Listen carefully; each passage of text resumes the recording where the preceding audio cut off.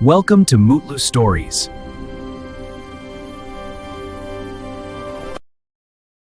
బద్ధకమైన జింక, చురుకైన కుందేలు. అనగనగా ఒక అందమైన పచ్చని అడవిలో పారదర్శకమైన నీటితో మెరిసే ఒక చిన్న కొలను ఉండేది. ఆ కొలను చుట్టూ ఎన్నో జంతువులు సంతోషంగా నివసించేవి. అక్కడే ఒక చురుకైన కుందేలు, ఒక అందమైన జింక మంచి స్నేహితులుగా కలిసిమెలిసి ఉండేవి. ఆ కుందేలు ఎంతో తెలివైనది. ఎప్పుడూ కదులుతూ ఏ పనైనా చురుకుగా పూర్తి చేసేది.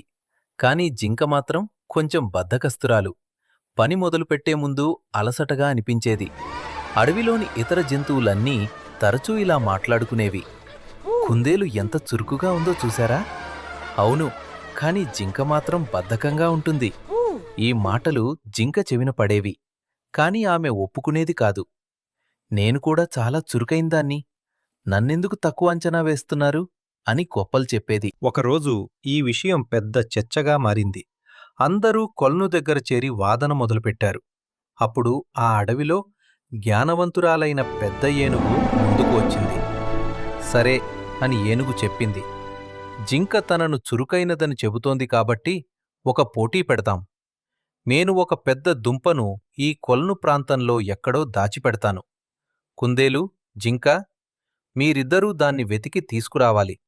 ఎవరు ముందుగా తీసుకువస్తే వారే విజేత. ఆ దుంప మొత్తం వారికి బహుమతి.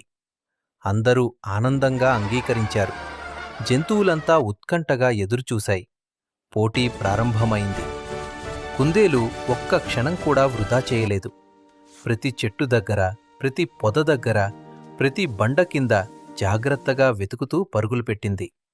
జింక కూడా మొదట కొంతసేపు గబగబా వెతికింది.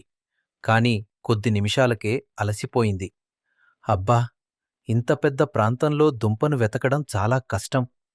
కొంచెం విశ్రాంతి తీసుకుని మళ్లీ వెతుకుదాం అని అనుకుంది. అలా ఒక పెద్ద చెట్టు కింద కూర్చుంది.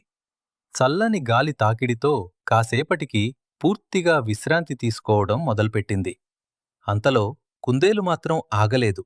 తన చిన్న కాళ్లతో వేగంగా తిరుగుతూ చివరకు అదే చెట్టు దగ్గరకు వచ్చింది. జింక కూర్చున్న చెట్టు తొరలలో లోపల చూసింది. అరే, అక్కడే ఆ పెద్ద దుంప ఉంది. కుందేలు ఆనందంతో దాన్ని బయటికి లాగి ఏనుగు దగ్గరకు తీసుకెళ్ళింది. జంతువులన్నీ చప్పట్లు కొట్టాయి. కుందేలు నిజంగా చురుకైనది. దాని కష్టపడే స్వభావమే గెలిపించింది. జింక మాత్రం ఆశ్చర్యపోయింది. తాను కూర్చున్న చెట్టులోనే దుంప ఉందని తెలుసుకుని చాలా బాధపడింది. అయ్యో, పక్కనే ఉన్న బనాబద్ధకంతో చూడ్లేదు. నేను ప్రయత్నం ఆపకపోతే గెలిచేదాన్ని అని పశ్చాత్తాపపడింది. ఆ రోజునుంచి జింక తన అలవాటు మార్చుకుంది. ఏ పని అయినా పూర్తి చేసే వరకు ఆగకుండా కష్టపడడం మొదలుపెట్టింది. నీతి: బద్ధకం ఓటమికి దారితీస్తుంది. కష్టపడి పట్టుదలతో పనిచేస్తే విజయమే మనది.